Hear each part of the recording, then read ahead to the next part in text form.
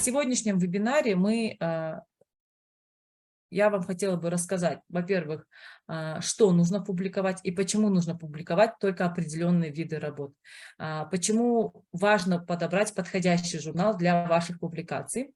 Дам некоторые рекомендации по оформлению ваших статей, включая ключевые слова, которые вы можете использовать. И будет небольшая справочная информация для авторов, которые предоставляются на различных платформах нашего издательства в помощь для ваших публикаций.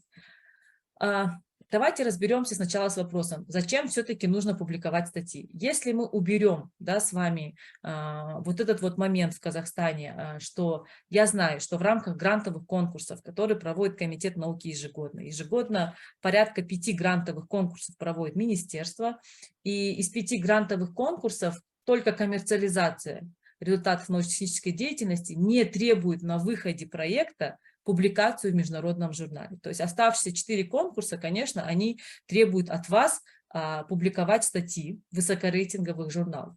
Но если мы уберем этот момент, да, зачем же нужны публикации статей? Очень часто сейчас Саясат Нурбек, министр, говорит о том, что ученые должны публиковать статьи,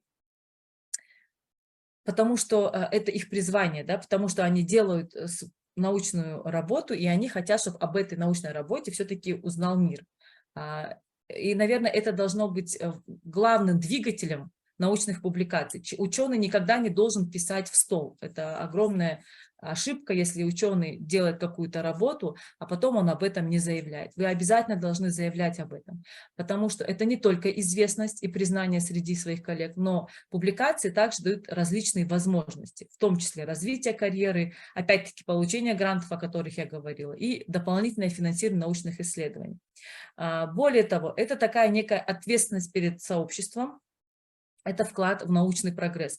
Такая, знаете, краткая информация, я забыла сюда вставить вот эту вот вырезку с Web of Science. Допустим, когда говорят, зачем публиковать статьи, да, вот Илон Маск в своем одном интервью сказал, что у него на самом деле, у Илона Маска, если Web of Science вы поищете, у Илона Маска индекс Хирша 2, и он опубликовал почти 8 работ. 8 публикаций, 8 статей у него есть. Зачем ему это нужно? Казалось бы, миллионер, очень известный человек, зачем это ему нужно? Но он объясняет это тем, что у него есть ответственность перед обществом, у него есть, скажем так, желание вложить какие-то свои знания, оставить в качестве вклада в прогресс. Ну и контроль качества. Публикация статей нужна для того, чтобы мы могли, вообще весь мир, публикационный мир, он мог проследить качество, достоверность научной информации, которая предоставляется авторами.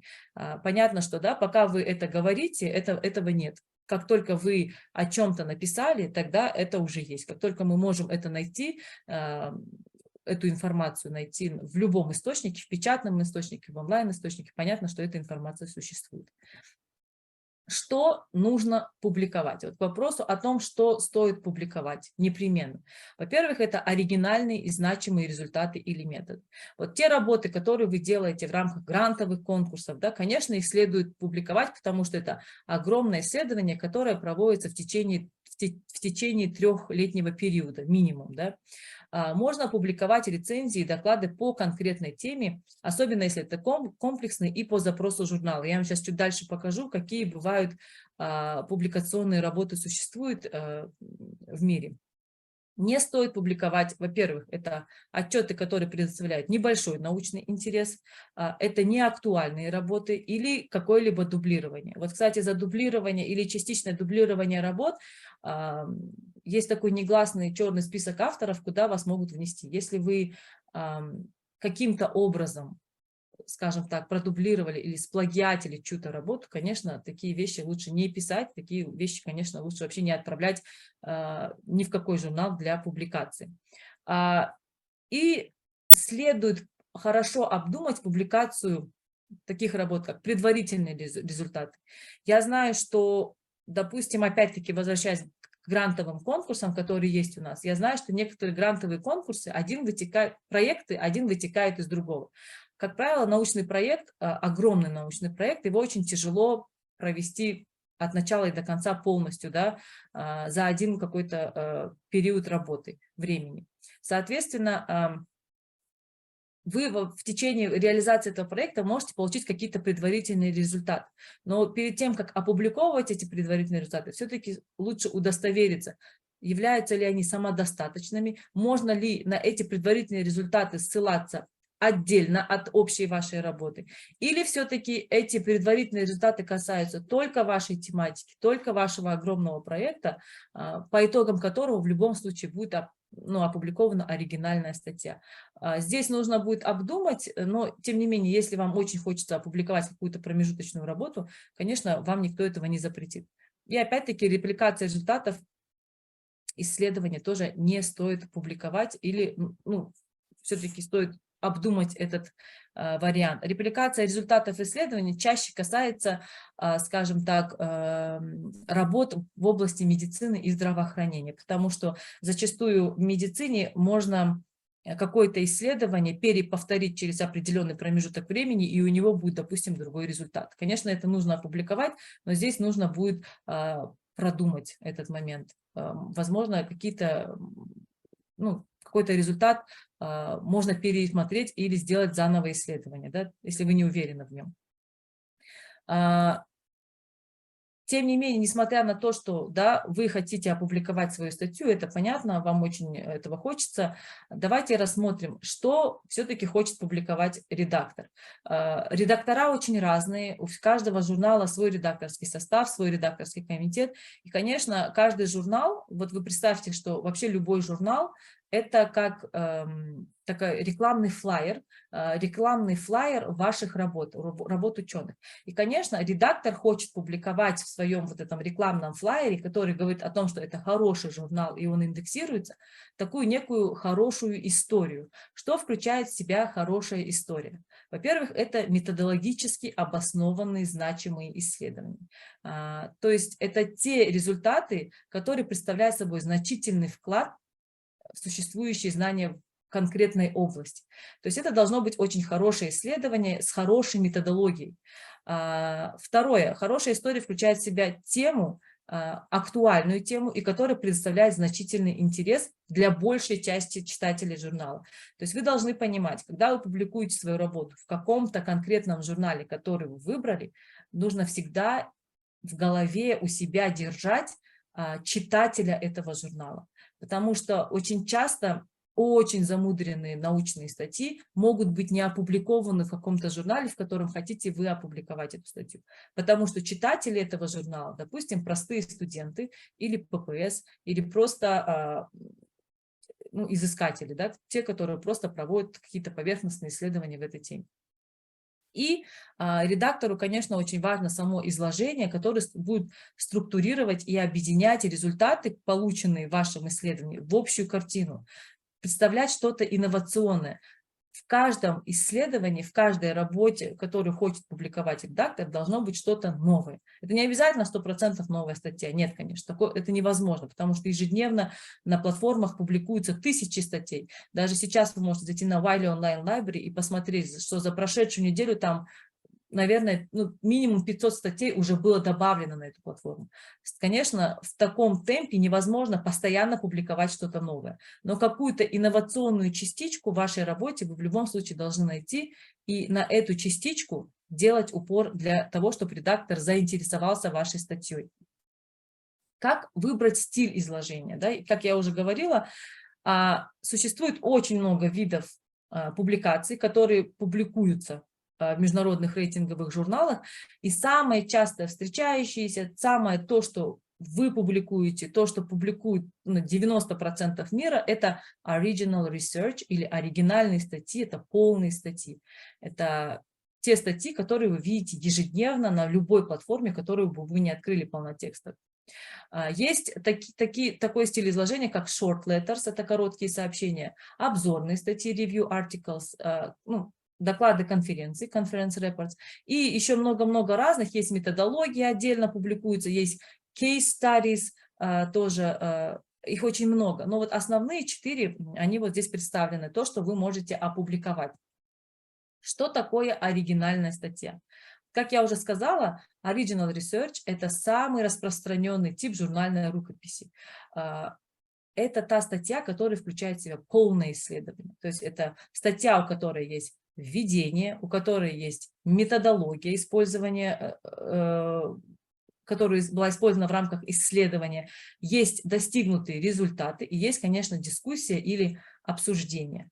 На самом деле, вот формат, вот этот вот original research, он подходит для многих областей и различных типов исследований. Это наиболее часто встречающийся формат классической статьи, которую вы можете найти. Если вы сидите, допустим, занимаетесь какой-то отраслью и не знаете, что вам лучше опубликовать, вот, ну, я думаю, что original research – это наиболее оптимальный вариант для публикаций.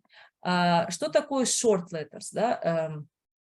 Short letters или короткие сообщения – это такие краткие отчеты о данных оригинальных исследованиях, которые, по мнению редакторов журнала, могут быть интересны исследователям и будут стимулировать дальнейшие исследования в определенной области.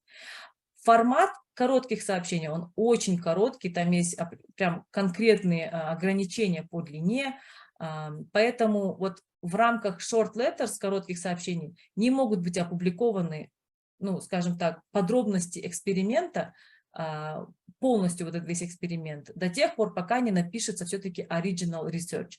Здесь это просто, скажем так, краткое описание полученных результатов в рамках какого-то исследования. Вообще short letters очень часто публикуются, знаете, когда, допустим, вы проводите какое-то огромное исследование, да, и вы в рамках этого исследования получаете очень-очень много, скажем так, результатов. Это касается вот именно высококонкурентных и таких быстро меняющихся дисциплин. Химия быстро меняется, медицина быстро меняется, IT-сектор быстро меняется, да, биомедицина. Это все, что очень-очень быстро меняется. И вот это те публикации, которые нужно опубликовать здесь и сейчас, зафиксировать этот промежуточный результат или конечный результат, который вы получили, да, и когда вы опубликовали короткое сообщение, вы можете этим заинтересовать научное сообщество, простимулировать дальше работать в этом направлении, и в это время после этого вы можете публиковать дальше, уже писать нормальную статью, как original article, которая будет такая оригинальная статья, которая будет большая и включать всю методологию вашего исследования. То есть short letters можно использовать иногда, когда у вас есть какое-то хорошее большое исследование, этапы которого могут быть опубликованы, либо оно может опубликовано быть самостоятельно для того, чтобы вы быстрее все это закрепили на бумажном носителе. И обзорные статьи, review articles также, это на самом деле это такое резюме нескольких исследований по определенной теме, которые позволяют взглянуть на эту область со стороны. Обзоры обычно цитируют около 100 первичных исследовательских статей и пишутся, ну, скажем так, лидерами по приглашению редакции журнала. То есть это то, что пишет именитый ученый по приглашению редакции журнала. Это очень важно запомнить. Почему? Потому что вообще, на самом деле, обзоры очень часто широко читаются. Они короче, чем, естественно, часто короче, чем оригинальная статья. И именно обзоры очень-очень много цитируются. Вот обзоры можно читать тогда, когда вы хотите изучить какую-то область, научную область, но вы не знаете, с чего начать, каких авторов почитать и как вообще эта область, ну, состояние области хотите узнать в целом. Вот тогда вот эти вот обзорные статьи, они будут очень-очень полезны для первого понимания, да.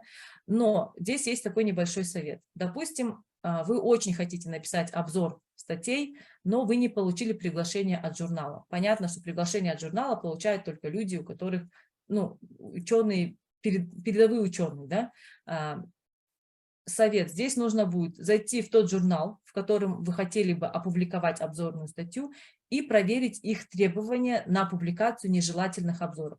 Нежелательный обзор – это обзор, который вы отправляете самостоятельно в какой-то журнал. Как правило, эти обзоры, если у них есть политика не опубликования таких обзоров, этот обзор не возьмут. Поэтому если вы на сайте какую-то такую информацию не находите, вы не находите информацию, как получить приглашение от редакции журнала, все-таки лучше написать редактору этого журнала с запросом о вашем желании опубликовать обзорную статью. Для чего это делать? Это делать для того, что если вам редактор откажет, чтобы вы зря не писали обзорную статью, потому что пишется она очень долго, и это такая трудоемкая работа. Что касается выбора подходящего журнала.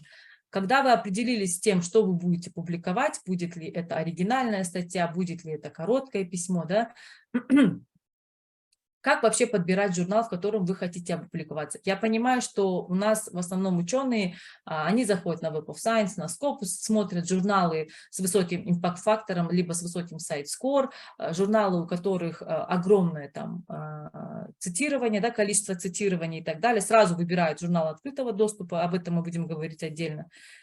И как-то вот публикуются в журналах. Но для того, чтобы опубликовать статью, которая будет самостоятельно далее цитироваться, нужно огромное внимание именно обратить на выбор подходящего журнала. Первое – это обратите внимание на перечень использованной вами литературы, потому что именно перечень использованной литературы поможет вам сузить выбор и составить список тех журналов, в которых вы потенциально хотели бы опубликоваться. Как правило, лучше составить список, допустим, из 10-15 журналов. Вот вы взяли свою библиографию, список использованной литературы, просмотрели, вычленили там наиболее часто используемые вами 10-15 источников, 10-15 журналов. Уточните у своих коллег, какие журналы читают они. Почему это важно?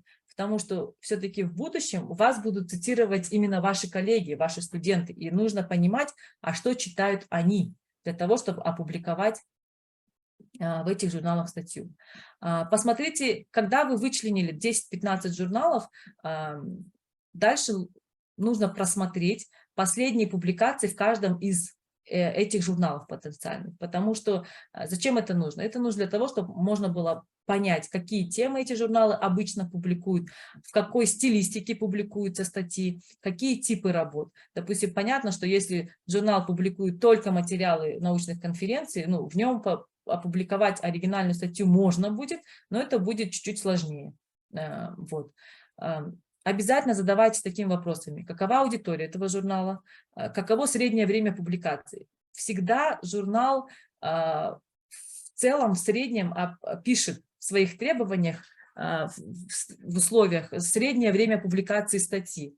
Но что касается наших журналов Wiley, у нас был рекорд, и однажды статья была опубликована за месяц. Но это очень хорошая статья, да, понятно, что это англоязычный человек писал, печатал. У нас же основная проблема в Казахстане именно язык, вот это вот грамматика английского языка, академический английский, да.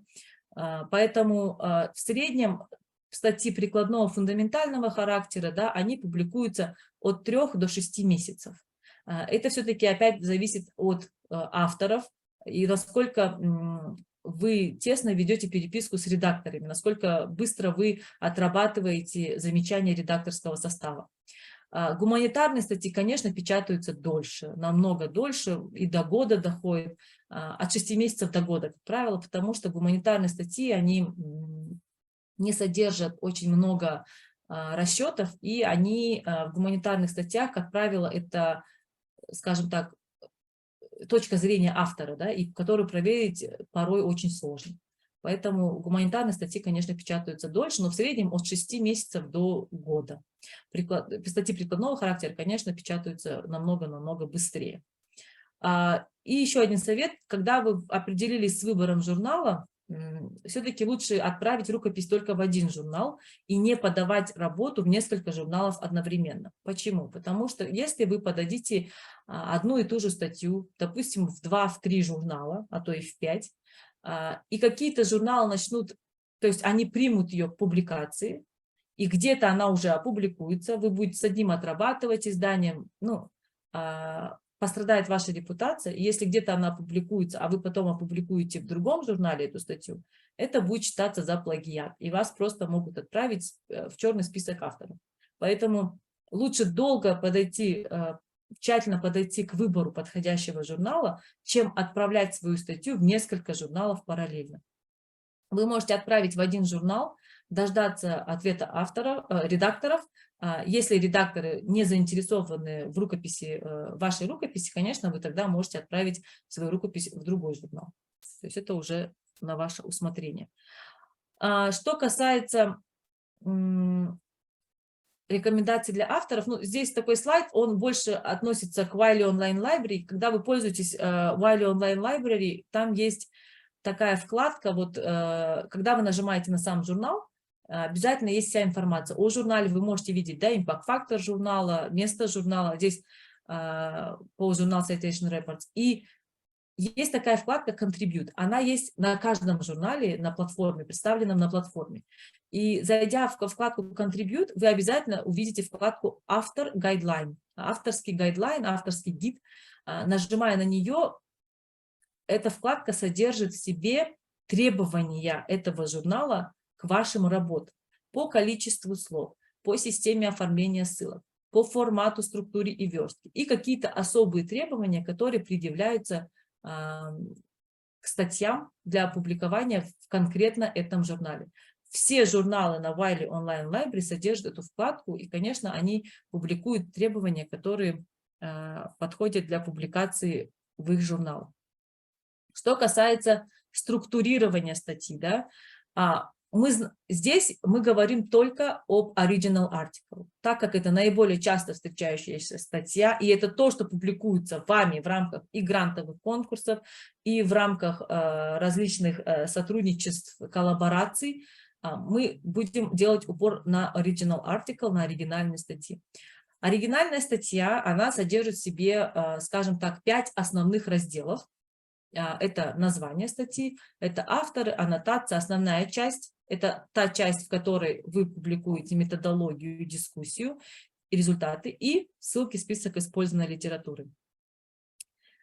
Каждый раздел оригинальной статьи, он имеет четко определенную цель. И даже вы за собой можете заметить, что когда вы читаете статью, вы ведь не читаете ее всю.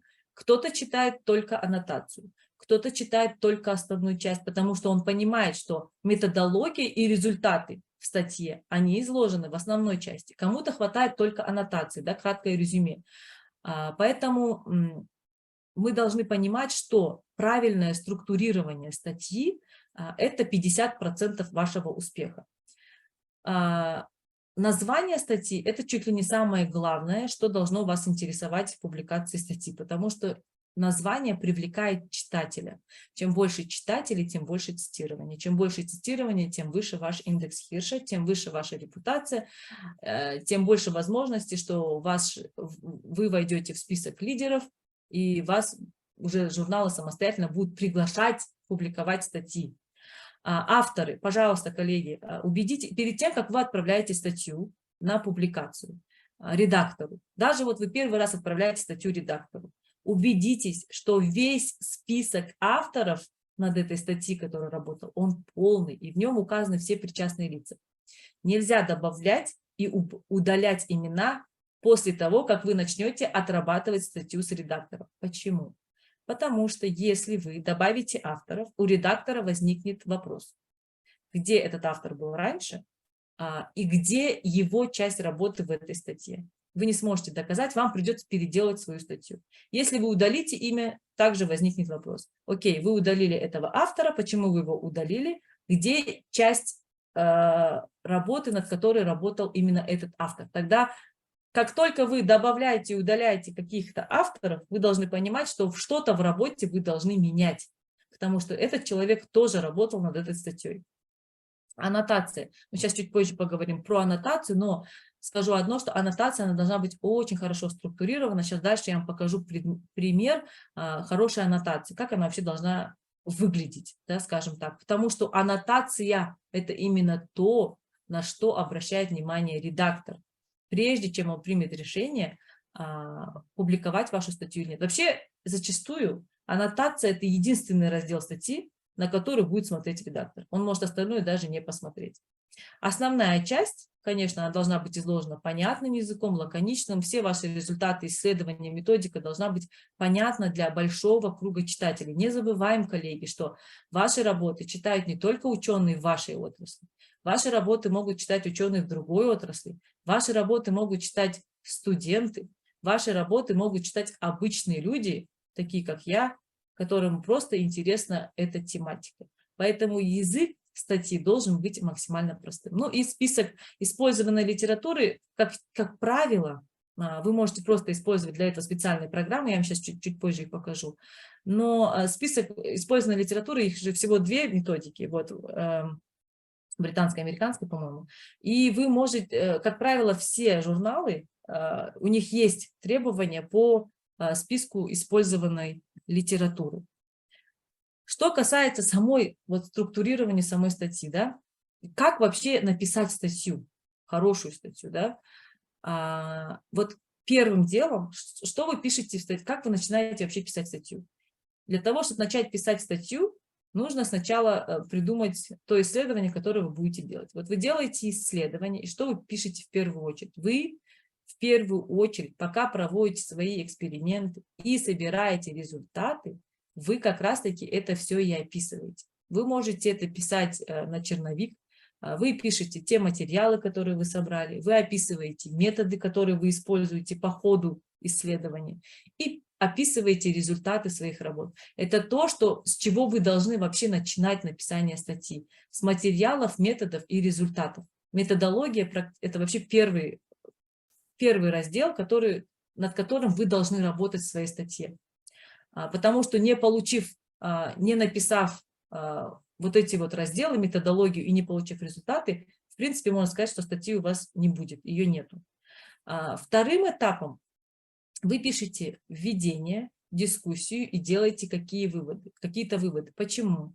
Потому что как только у вас будет возможность проанализировать полученные вами результаты, вы можете уже эти результаты сделать на основании этих результатов определенные выводы, провести какую-то дискуссию, да, по поводу этих результатов. То есть для того, чтобы написать вообще статью, вам нужно получить итог исследования. И только потом вы можете уже ее оформлять в красивую оболочку. Так вот, первым делом вы получаете результаты, описываете методологию. Вторым этапом вы описываете выводы, пишете введение в своей статьи. Почему? Потому что введение всегда пишется после получения результатов и после описания методологии. Иначе вам введение нечего будет написать. Ну и в самом конце вы придумываете название вашей статьи, опираясь на содержание статьи, и пишите аннотацию.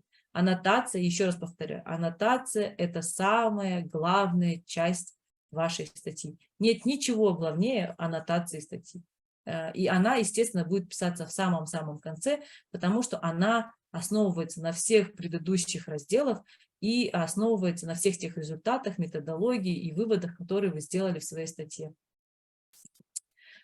Что касается основной части, да, мы знаем, что в основной части вы пишете как раз-таки вот эту вот методологию, как раз-таки вы делаете какие-то результаты, получаете. Самое главное, что хотелось бы отметить, я думаю, это вы знаете, как это писать, но в основной части очень важно разбить эту часть на разделы. Редакторы вообще журналов рекомендуют разбивать на 600 слов, но желательно разбивать все-таки, не превышать объем 300 слов. То есть нельзя писать статью сплошным текстом, особенно там, где у вас описана методология и результаты. Почему? Потому что это упрощает усваивание и запоминание статьи. Вы никогда не читаете статью целиком. Никто никогда не читает статью целиком. Все люди читают статью, сканируют статью и читают только те разделы, которые важны им. Поэтому разбивка и сокращение вашей статьи – это тоже такая, знаете, часть успеха. В любой статье лучше использовать простые слова и фразы. Не нужно искать какие-то сложные фразы, какие-то сложные слова, которые никто не пользуется. Есть очень много программ, сейчас позже покажу, которые позволяют вам найти наиболее, скажем так, простые фразы и слова, которые может быть использованы. Здесь мы просто привели список фраз, которые наиболее часто выходят в поисковиках. То есть, когда вы проверяете свою статью через Google, вы должны понимать, что у Google есть определенный набор часто используемых слов. Так вот, лучше использовать вот эти слова, потому что тогда ваша статья с большей вероятностью будет появляться в поисковых запросах, скажем так. Таблицы. Что касается таблиц. Все важные идеи, которые есть в вашей статье, какие-то умозаключения, какие-то результаты и выводы, если есть такая возможность, лучше их оформить в таблицу, в график, в информационные какие-то поля, в диаграмму. Это позволяет, во-первых, для редактора быстрее просмотреть эту информацию, ну и для читателя, конечно, более, визуально будет намного более понятен тот смысл, который вы хотели донести до читателя. Ну, это такая рекомендация редакторов, на самом деле. Редактора очень любят таблицу, очень любят графики, они очень любят, когда все это структурировано в статье. И такие статьи, на самом деле, пользуются большим успехом у редакторов. Они их быстрее обрабатывают, быстрее возвращают на доработку и быстрее по ним работают. Поэтому, если есть возможность какой-то текст сплошной превратить в таблицу, лучше это сделать. Ключевые слова. Почему, опять-таки, почему важно использовать ключевые слова в статье? По ключевым словам вашу статью ищут в поисковиках. То есть кто-то, я знаю, что используется через Discovery поисковик, кто-то пользуется через Google, да, Scholar. Вот. Есть определенные фразы, ключевые слова, которые, в принципе, если вы посмотрите, да, на ту или иную статью в той или иной области, вы можете увидеть использование определенных фраз и ключевых слов. Это не секрет. И вот Google Trends и Google AdWords – это бесплатные инструменты, которые позволят вам найти и проверить ключевые слова на их появление, на их запрос. То есть нужно только понимать, что ключевых слов не должно быть очень много. Чрезмерное количество использования ключевых слов приведет к тому, что у вас вообще текст потеряет какой-либо смысл. Выберите 15-20 ключевых слов и фраз, проверьте эти ключевые слова вот через Google Trends и Google AdWords, и затем некоторые вот этих 15-20 ключевых слов и фраз вы должны, меняя по переменке, использовать в названии, в аннотации, в подзаголовках и в полях для ключевых слов. То есть здесь вот приведен пример, да, какие ключевые слова были вычленены из статьи и как они были использованы по тексту. То есть ключевые слова, они должны стать такой естественной частью текста, но помогать вам промоутировать вашу статью, помогать вам искать, чтобы ваш читатель нашел эту статью, и, конечно же, помогать вам в ее цитировании. Как правило, еще раз скажу, да, что в каждой отрасли, в которой вы публикуетесь, есть уже определенный набор ключевых слов и фраз. Поэтому вы можете просмотреть аналогичные статьи, вы можете открыть, знаете, можно как сделать? Можно, допустим, открыть какую-нибудь статью из первого кварталя, журнала первого кварталя по вашей тематике и просмотреть, какие ключевые слова по этой теме использовал этот автор. И попытаться использовать именно эти ключевые слова и фразы.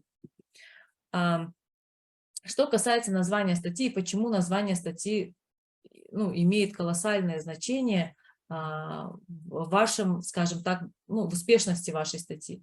Вы знаете, да, что когда читатель ищет статью, он ищет статью по ключевым фразам. Поэтому понятно, что ваша статья должна включать в себя все ключевые слова и фразы, которые вы используете в статье. Но название должно привлекать читателя. Оно не должно быть слишком большим. Слишком большие названия автоматически, читатель автоматически дальше не будет читать эту статью. Придерживайтесь правила до 15 слов. Поместите основной смысл вашей статьи в самое начало. Допустим, если вы исследуете стойкость каких-то там агрокультур в Казахстане, да, в связи с климатическими изменениями, понятно, что слова «Казахстан», «агрокультура» и климатические изменения должны быть в начале вашей статьи. То есть самый главный смысл в названии вашей статьи, самый главный смысл вашей статьи вы должны поместить в название вашей статьи и в самое начало этой статьи. Это очень важно. Не используйте аббревиатуры и сокращения, потому что аббревиатуры и сокращения не дают вам результата привлечь больше читателей. Они не выскакивают в поисковых запросах, они не будут стоять первыми в списке статей.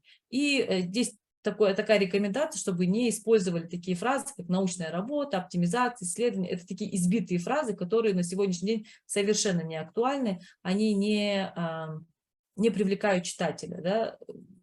Больше будет привлекать читателя какое-то оригинальное название, которое сразу будет говорить о том, что содержится в этой статье. Аннотация. Опять-таки, что мы говорили про аннотацию, да?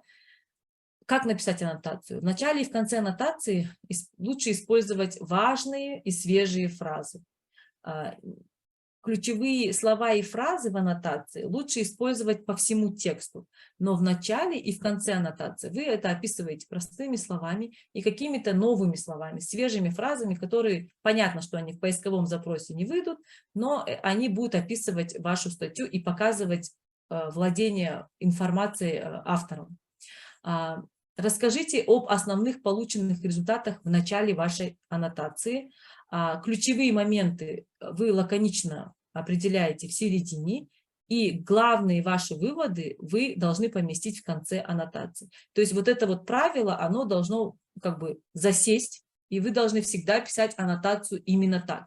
Результаты в начале, ключевые моменты в середине, главные выводы в конце аннотации. И вот на следующем слайде вы видите, это является такой, знаете, идеальной, да, аннотацией, хорошей аннотацией, которую вот наши редактора всегда показывают на своих вебинарах. Как она выглядит? Она в начале аннотации, да, показывается, в чем ценность этого исследования для широкой аудитории. В этой аннотации понятно представлена методика исследования и подробно описан сам эксперимент. Посмотрите, аннотация сама короткая, но в ней, на самом деле, если прочитать, вообще описана практически вся статья, и она очень понятна для читателя. И кратко описаны, какие результаты были получены. Да? То есть краткость сестра таланта – это то, где… аннотация – это та часть статьи, где вы должны это использовать. Потому что я еще раз повторяю, что зачастую редакторы смотрят только на аннотацию статьи. Они могут даже дальше не читать. Если им не понравилась аннотация, они не будут дальше читать вашу статью, они просто вам вернут ее автоматически.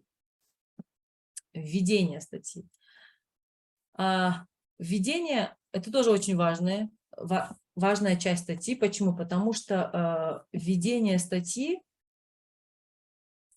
помогает читателю понять, подходит ему эта статья для дальнейшего цитирования или не подходит. Может ли он прочитать и взять какую-то информацию из этой статьи или не может.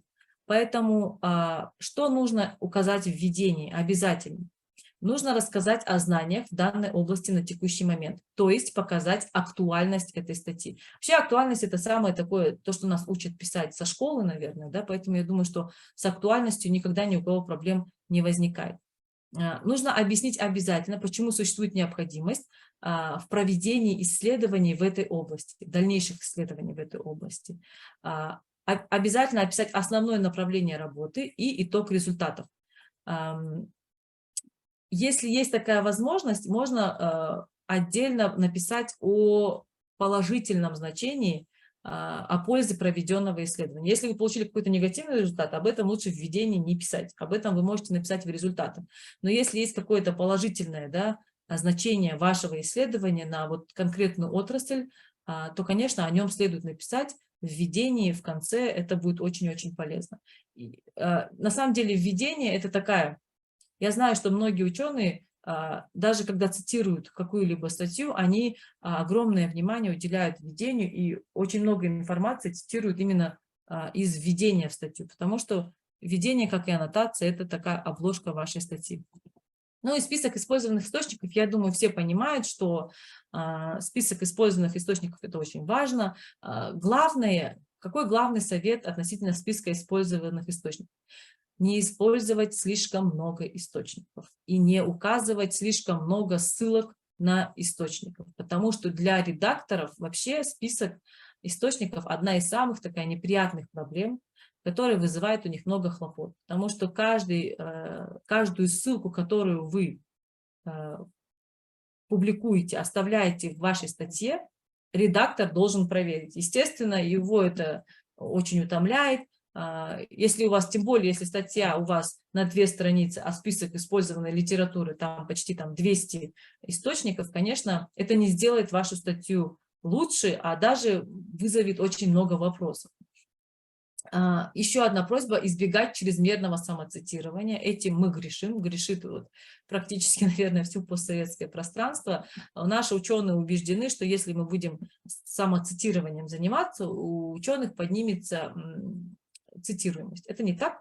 Когда Web of Science и, скажем так, Scopus считает количество цитирований, а самоцитирование они не считают. То есть нужно это понимать. Не всегда самоцитирование попадает в список цитирований. Поэтому говорить в своей статье, ссылаться на свои работы и говорить, какие у меня прекрасные работы, все-таки не стоит. Вы можете указать несколько работ, но не все, пожалуйста, коллеги. Не упоминайте публикации из одного и того же региона. Понятно, если вы пишете про Казахстан и про климатические изменения, которые влияют на агрокультуру в Казахстане, понятно, что в основном источники вы будете брать из Казахстана.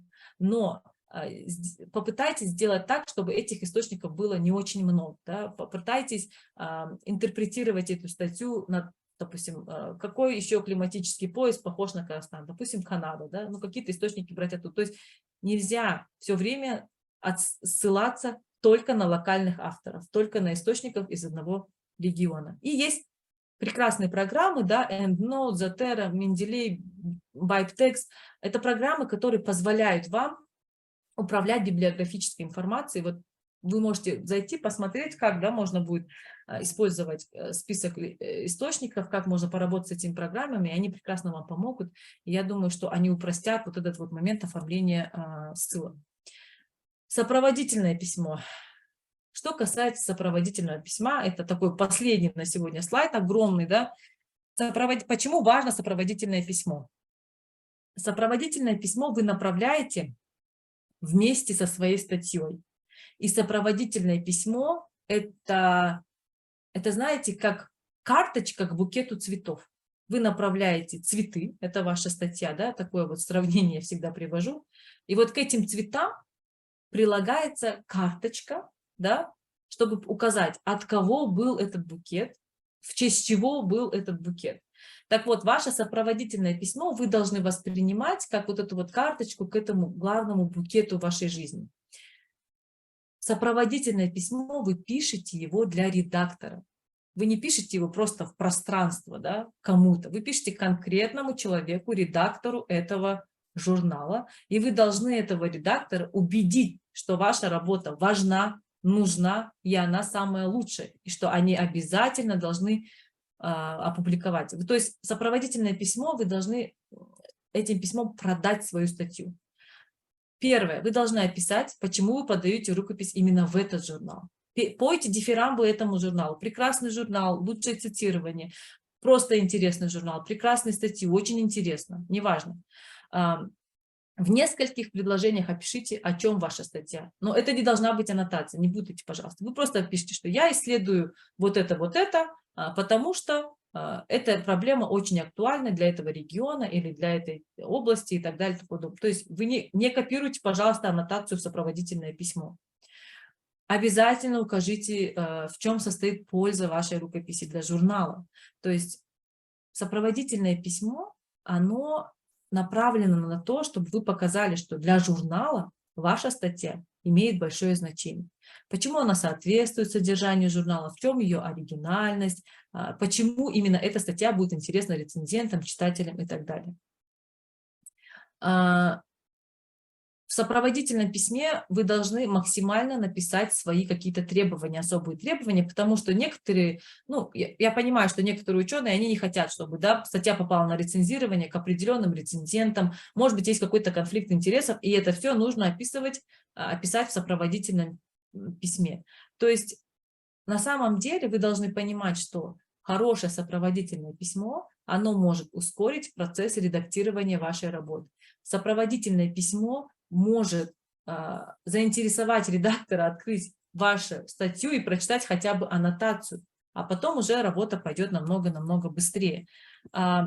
Поэтому помните, редактор обращает внимание на название, на аннотацию, на сопроводительное письмо, на расчеты и на презентацию рукописи. Презентация рукописи, что мы подразумеваем? Мы подразумеваем оформление статьи, разбивка на разделы и использование каких-то графиков, если возможно это использовать, и под презентацией рукописи мы понимаем оформление списка использованной литературы.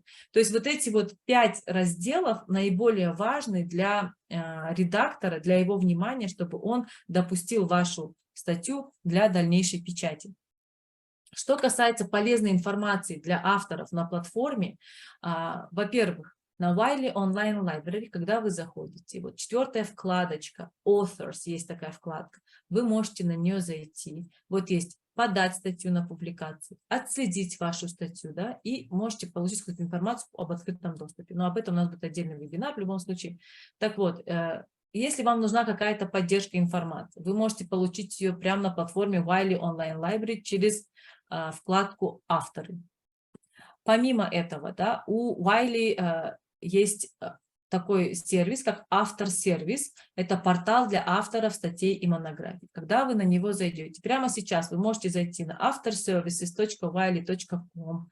Там есть вся информация, как найти журнал для вашего исследования, как получить, как опубликовать, как подготовить свою статью для опубликования, как промоутировать вашу статью, как ее вообще загрузить в нужный журнал, да, скажем так.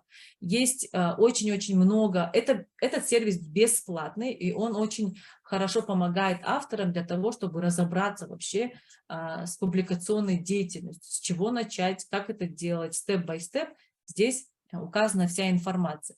Помимо этого, у нас есть еще один сервис, Wiley Editing Service. Это платный сервис. Все сервисы на английском языке, коллеги. А вот Wiley Editing Service – это платный сервис, сразу скажу. Он существует для того, чтобы можно было откорректировать статью вашу, проверить ее на академический английский язык. Возможно, вам нужно перевести вашу статью на английский язык. Этот сервис, есть там услуга, вот есть там цена, разбивка на цены. Сервис помогает перевести вашу статью, подкорректировать английский язык вашей статьи. Сервис помогает вам привести вашу статью в соответствие с требованием журнала, да, редакторов журнала. Сервис помогает вам оформить какие-то графики, диаграммы и таблицы в этой статье. То есть это сервис полного сопровождения, это платный сервис, еще раз напоминаю, полного сопровождения вашей статьи, приведение ее, скажем так, в порядок для того, чтобы вы могли подать ее для публикации. Wiley Editing Service, можете заходить, смотреть расценки. Ну, я не могу сказать, что это дешево, по-моему, там начинается перевод. Там зависит от количества слов, которые вы хотели бы, чтобы вам перевели. Понятно, что если это 10 тысяч слов, это будет там стоить дороже, чем перевести 1000 слов. Вы можете вот зайти и посмотреть, нажав на вкладку Pricing. На сегодня у нас все.